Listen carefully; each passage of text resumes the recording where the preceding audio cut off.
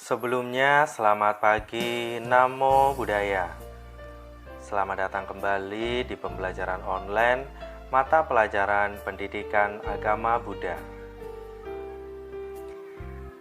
Pada pembelajaran pagi hari ini, kita akan membahas materi tentang pengorbanan Buddha. Setelah sebelumnya, pada pertemuan minggu lalu, kita telah membahas tentang pengorbanan Raja Kera dan pengorbanan Pangeran Wesantara. Tujuan pembelajaran hari ini adalah siswa dapat terinspirasi dengan pengorbanan Buddha.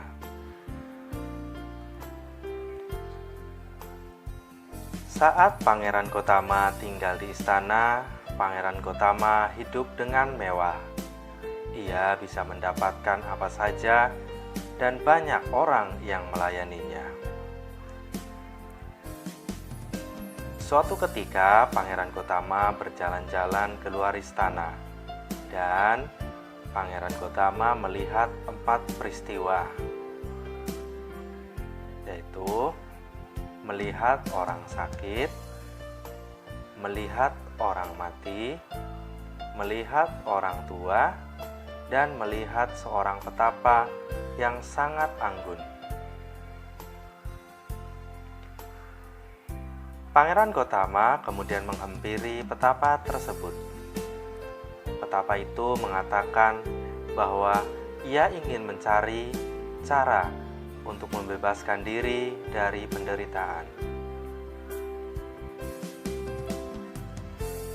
Demi keluarganya, rakyat, dan semua makhluk, Pangeran Gotama akhirnya pergi meninggalkan istana untuk menjadi seorang petapa.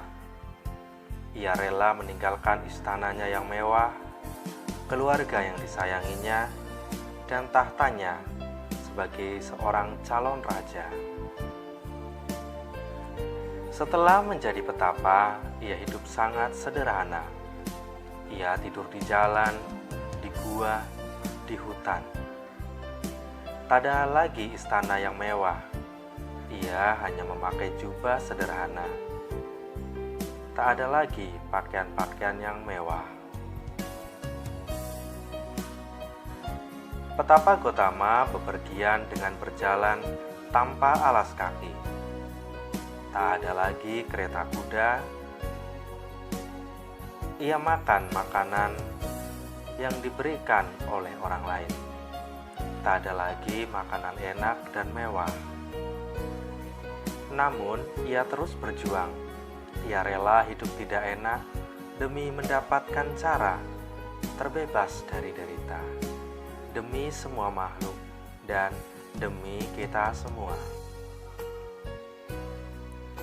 Petapa Gotama berjuang bertahun-tahun.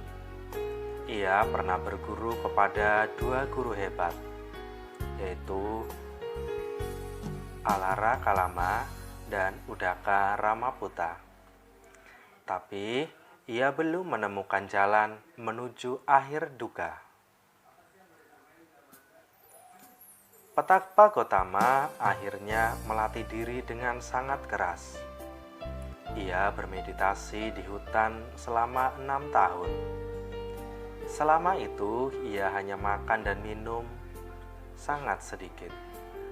Sampai tubuhnya sangat kurus, hanya terlihat seperti tengkorak.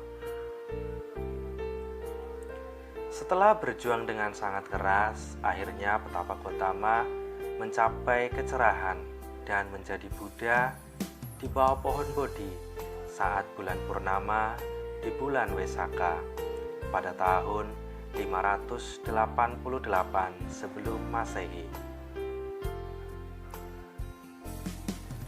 Setelah menjadi Buddha, Buddha Gotama berkeliling, berjalan kaki untuk mengajar Dhamma kepada semua makhluk, untuk menunjukkan jalan kebahagiaan bagi semua makhluk.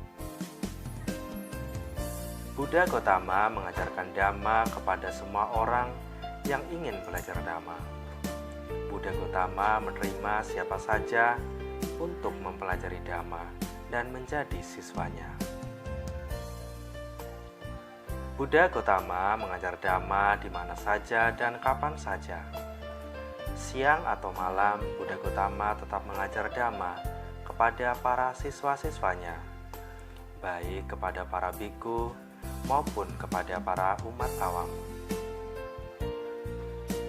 Setelah mengajar Dhamma selama 45 tahun, menunjukkan jalan kebahagiaan kepada semua makhluk, pada usia 80 tahun, Buddha Gautama mencapai parinibbana di bawah dua pohon salak kembar saat bulan purnama di bulan Besaka tahun 543 sebelum Masehi.